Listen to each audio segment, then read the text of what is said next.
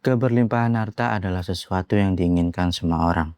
Tapi apa jadinya kalau status sosial justru membuatmu kehilangan sisi manusiawi? Hai semuanya, terima kasih sudah klik video ini. Di video kali ini aku akan ngebahas sebuah kasus yang benar-benar bikin kesel dan juga marah. Kasus ini bukan cuma soal kejahatan, tapi juga potret kelam tentang ketidakadilan, kesenjangan sosial yang sangat ekstrim, dan seperti apa ketika nyawa orang miskin dianggap seolah nggak ada harganya oleh mereka yang punya kekuasaan dan uang. Oke, siapkan mental kalian, karena kali ini aku akan bahas kasus dari Kolombia di tahun 2016. Langsung aja kita masuk ke kisah tragis Juliana Zamboni.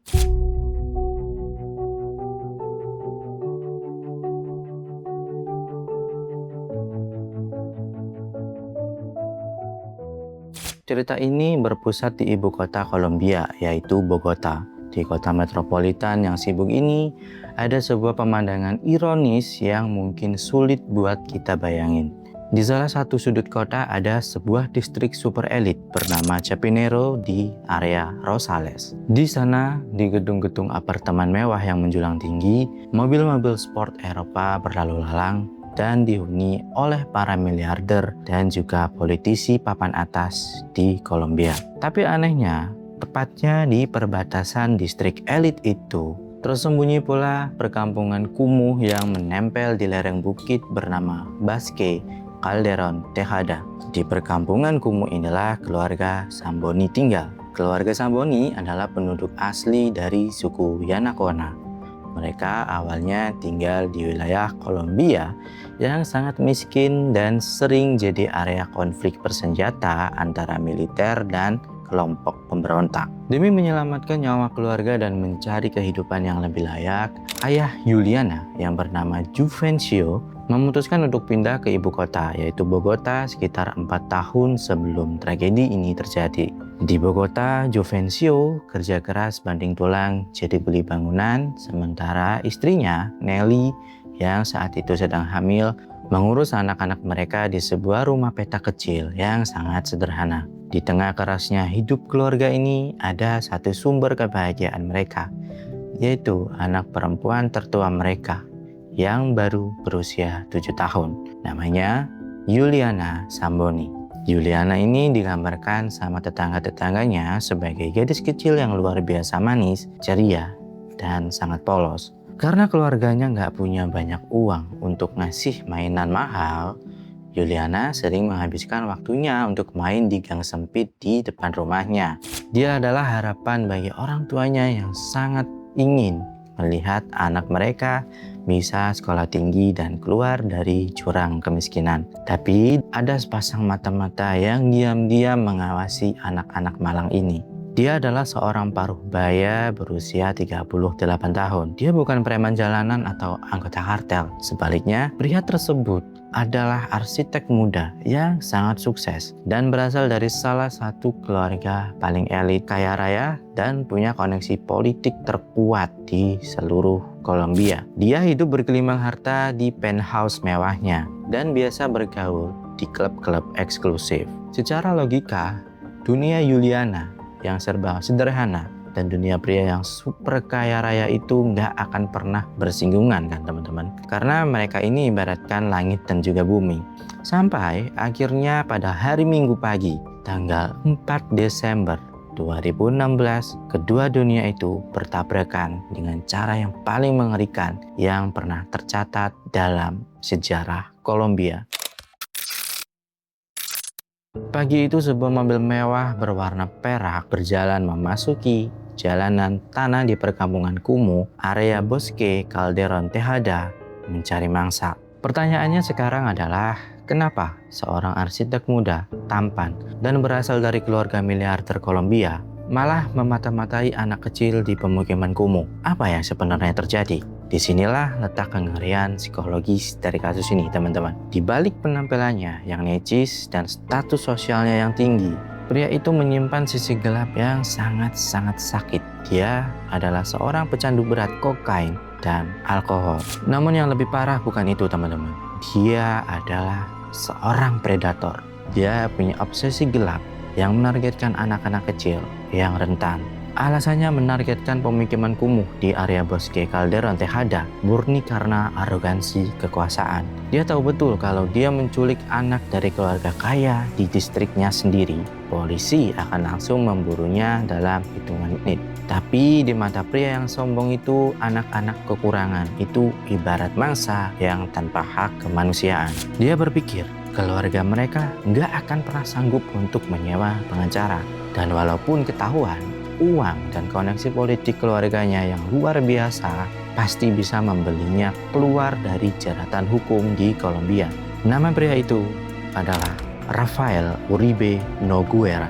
Beberapa hari sebelum kejadian, warga kampung sebenarnya sudah merasa curiga. Mereka sering melihat sebuah mobil SUV jenis Nissan berwarna perak mondar-mandir pelan di jalanan tanah kampung mereka. Pria itu seperti sedang melakukan survei lapangan. Dari balik kaca mobilnya yang gelap, dia memata-matai anak-anak yang sedang bermain di luar rumah mereka dan mencari target yang paling pas. Dan momen mengerikan itu tiba pada hari Minggu 4 Desember 2016 sekitar pukul 9 pagi. Pagi itu, cuaca sedang sangat cerah. Juliana sedang bermain di depan rumahnya bersama sepupunya yang masih kecil. Jalanan kampung itu lumayan sepi karena banyak warganya yang masih istirahat atau pergi ke gereja. Tiba-tiba, SUV Nissan perak itu mendekati dan berhenti tepat di dekat Juliana. Lalu, dia menurunkan kaca mobilnya. Dalam hitungan detik, dengan sangat beringas, Rafael menarik tubuh kecil Juliana secara paksa dan menyeretnya masuk ke dalam mobil dan langsung menginjak pedal gas dalam-dalam. Sepupu Juliana yang masih kecil berdiri mematung, syok melihat kejadian itu. Sambil menangis histeris, anak itu berlari ke dalam rumah dan berteriak memanggil orang tua Juliana. Juvencio, ayah Juliana yang saat itu sedang berada di dalam rumah, langsung melompat keluar. Dengan kepanikan luar biasa dan jantung yang serasa mau copot, dia berlari sekuat tenaga menyusuri jalanan tanah yang menanjak itu, berusaha mengejar mobil SUV tersebut. Juvencio berteriak memanggil nama anaknya. Air matanya pun tumpah, tapi apalah daya, mesin mobil mewah itu melaju kencang lebih cepat menuju jalan raya. Lalu seketika mobil itu pun menghilang dari pandangan, membawa pergi separuh jiwa Juvencio. Keluarga Samboni hancur lebur. Warga kampung sekitar pun akhirnya segera berkumpul. Solidaritas mereka luar biasa. Juvencio langsung nekat pergi ke kantor polisi terdekat untuk melapor. Awalnya, seperti yang sudah diduga oleh Rafael, aparat menanggapi laporan Juvencio dengan setengah hati karena dia hanyalah pria miskin dari perkampungan kumuh. Tapi Juvencio menolak menyerah, teman-teman. Dia memohon, menangis, dan mendesak polisi dengan menyebutkan ciri-ciri mobil tersebut. Karena tekanan warga kampung yang ikut datang dan mulai marah, polisi akhirnya setuju untuk mengecek kamera CCTV di perbatasan jalan raya. Dan disitulah plat nomor mobil SUV perak itu terekam jelas. Namun ketika polisi melacak plat nomor tersebut di database mereka, wajah para petugas pun langsung pucat pasi. Mobil itu terdaftar atas nama keluarga Uribe Noguera, salah satu dinasti keluarga paling elit dan paling kaya dan seolah tak tersentuh oleh hukum di seluruh Kolombia. Ketika polisi menyadari bahwa mobil penculik itu adalah nama keluarga Uribe Noguera yang super kaya dan punya koneksi di mana-mana, atmosfer di kantor polisi langsung berubah tegang. Biasanya, berurusan dengan keluarga seperti ini bisa berarti akhir dari karir seorang polisi di Kolombia. Tapi karena kasus ini melibatkan penculikan anak di bawah umur, unit khusus anti penculikan di Kolombia yang ditakuti, yaitu Gaula, langsung mengambil alih. Mereka melacak rute mobil SUV perak itu lewat ratusan kamera jalanan yang ada di Bogota. Pelacakan itu mengarah ke sebuah gedung apartemen super mewah bernama Ecus 66 yang ternyata merupakan salah satu properti milik keluarga Rafael. Sementara Gaula sedang berpacu dengan waktu menuju lokasi. Di dalam penthouse mewah di lantai atas di gedung itulah peristiwa paling kelam dan menyayat hati menimpa Juliana. Jauh dari keluarganya, di dalam sebuah ruangan mewah yang dingin, gadis kecil malang itu disiksa dan akhirnya dihilangkan nyawanya oleh Rafael. Tapi teman-teman, kengerian kasus ini nggak berhenti di penghilangan nyawa aja. Justru apa yang terjadi setelah Juliana tewas adalah hal yang membuat seluruh rakyat Kolombia murka luar biasa, yaitu kekerasan seksual. Setelah menyadari apa yang sudah dia perbuat, Rafael panik dan menelpon dua saudara kandungnya, Francisco, seorang pengacara ternama yang sangat sukses, dan juga Catalina. Kedua saudaranya ini langsung bergegas datang ke apartemen tersebut. Coba kalian bayangin di posisi mereka. Kalian datang ke apartemen saudara kalian dan kalian melihat ada jasad anak kecil tak berdosa tergeletak di sana. Sebagai manusia normal, insting pertama pasti langsung menelpon polisi. Tapi tidak dengan Francisco dan juga Catalina. Bagi mereka, nama baik keluarga Uribe Noguera dan karir mereka jauh lebih penting daripada nyawa seorang anak kuli bangunan. Alih-alih melapor ke polisi, kakak beradik dari keluarga elit ini justru menghabiskan waktu berjam-jam tempat kejadian perkara dan merekayasa bukti-bukti yang ada. Mereka memandikan jasad Juliana untuk menghilangkan jejak DNA dari Rafael. Mereka menyiramkan minyak sayur ke tubuh gadis kecil itu dengan harapan bisa merusak bukti-bukti forensik. Pakaian Juliana yang lusuh dibuang entah kemana dan jasadnya disembunyikan di bawah lantai jacuzzi di dalam kamar mandi mewah tersebut. Francisco dan Catalina diam-diam membawa Rafael keluar dari gedung tersebut lewat pintu belakang. Bukannya dibawa ke kantor polisi, mereka malah membawa Rafael ke sebuah klinik psikiatri eksklusif. Mereka menggunakan taktik hukum yang sangat licik, teman-teman. Francisco mendaftarkan adiknya ke klinik tersebut dengan alasan Rafael sedang mengalami krisis mental berat dan overdosis kokain. Tujuannya jelas, mereka ingin membuat alibi bahwa Rafael tidak waras saat kejadian. Dan dengan memasukkannya ke rumah sakit, polisi tidak akan langsung menangkap atau menginterogasinya dengan alasan medis. Namun sepandai-pandainya mereka menutupi bangkai tersebut, unit Gaula akhirnya mendobrak masuk ke apartemen Ekus 66 pada malam harinya. Pemandangan di dalam penthouse itu benar-benar menghancurkan hati para petugas. Di tengah kemewahan marmer dan perabotan mahal, mereka menemukan jasad Juliana yang sudah terbujur kaku, tersembunyi di bawah jacuzzi. Berita penemuan jasad ini langsung sampai ke telinga Juvencio. Sang ayah yang sejak pagi menunggu akhirnya menangis ketika mendapatkan kabar bahwa anaknya sudah tidak bernyawa. Dunia Juvencio runtuh seketika. Harapannya untuk melihat senyum putri kecilnya lagi hancur berkeping-keping oleh arogansi seorang miliarder. Sementara keluarga Juliana menangis histeris mendapati kenyataan bahwa putri kecil mereka ditemukan tak bernyawa di bawah jacuzzi mewah. Di belahan kota lain, Rafael Uribe Noguera sedang memainkan peran terbaiknya sebagai korban. Seperti yang kita bahas sebelumnya, saudara-saudara Rafael membawanya kabur ke sebuah klinik kardiovaskular dan psikiatri paling eksklusif di Bogota, yaitu Klinika Navarra. Langkah selanjutnya dari sang predator ini benar-benar bikin kita naik darah. Dia nggak sekalipun menunjukkan rasa penyesalan sama sekali. Alih-alih menyerahkan diri dan mengakui kebiadabannya, Rafael justru berbaring di ranjang rumah sakit VIP, berpura-pura sedang mengalami kejang, overdosis kokain, dan depresi berat. Tim pengacara keluarganya langsung menyusun strategi yang menjijikkan, teman-teman. Mereka berencana menggunakan pembelaan bahwa Rafael berada di bawah pengaruh narkoba yang sangat berat sehingga dia tidak sadar saat menghilangkan nyawa Juliana. Mereka ingin memasukkan Rafael ke rumah sakit jiwa yang lebih nyaman menurut mereka, bukan ke penjara dengan keamanan maksimum yang isinya para narapidana yang kejam.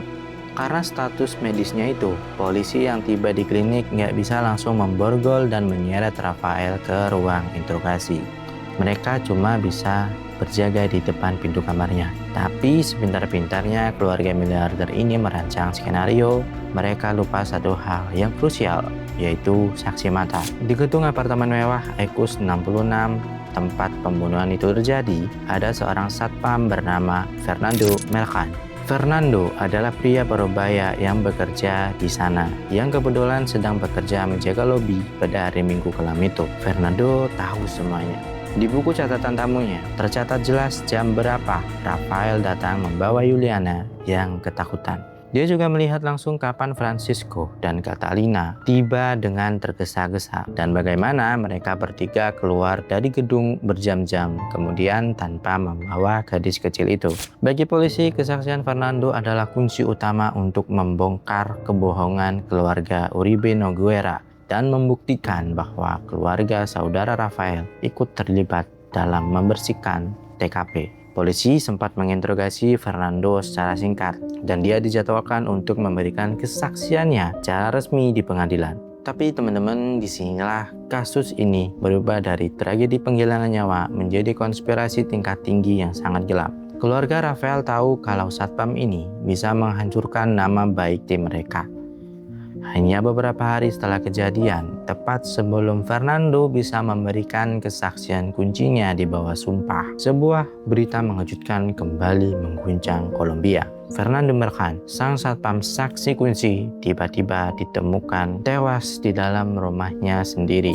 Polisi awalnya menyatakan kematiannya sebagai bunuh diri. Jika jasadnya ditemukan secarik surat perpisahan untuk anak perempuannya yang isinya sangat aneh. Surat itu berbunyi, kurang lebih, maafkan ayah.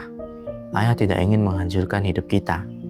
Ayah tidak bersalah dalam hal ini. Kematian satpam ini langsung memicu ledakan teori konspirasi dan kemarahan publik. Hampir seluruh rakyat Kolombia tidak percaya kalau Fernando bunuh diri. Bagi masyarakat awam, pesannya sangat jelas. Fernando telah dibungkam selamanya oleh kekuatan uang dan kekuasaan keluarga Uribe Nogueira agar tidak buka mulut soal apa yang sebenarnya terjadi di dalam apartemen mewah tersebut. Berita kematian saksi kunci ini menyebar seperti api. Di titik inilah kesabaran rakyat Kolombia benar-benar habis.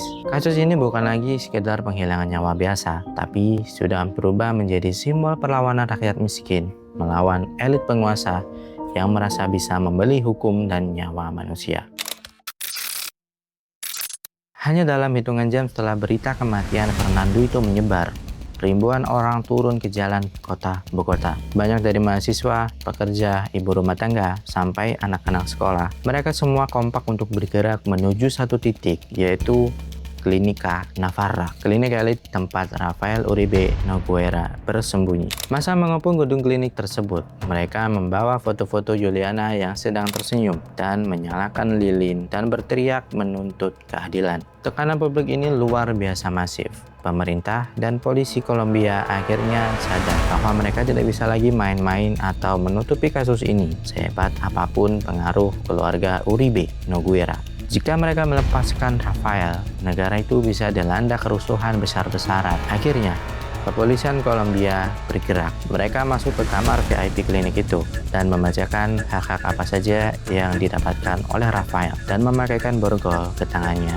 Karena masa di luar sangat marah dan siap menghakimi Rafael, polisi sampai harus mendatangkan tank lapis baja mini milik Kesatuan Anti Huru-Hara hanya untuk memindahkan Rafael dari klinik menuju penjara dengan aman. Di pengadilan, bukti forensik yang dikumpulkan tim investigasi ternyata terlalu kuat, teman-teman. Meskipun saudara-saudaranya sudah berusaha menghilangkan bukti dari jasad Juliana, DNA Rafael masih tertinggal jelas di tubuh korban.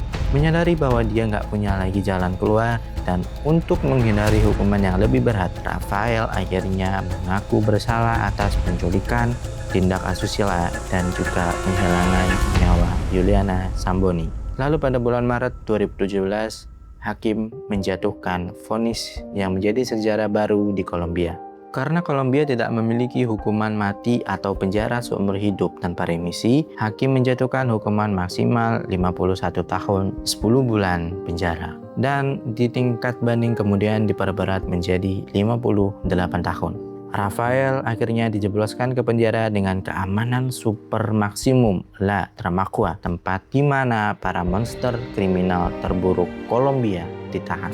Di sana Rafael harus diisolasi di sel khusus selama 23 jam sehari. Kenapa? Karena narapidana lain, seburuk apapun kejahatan mereka, mereka sangat membenci predator anal.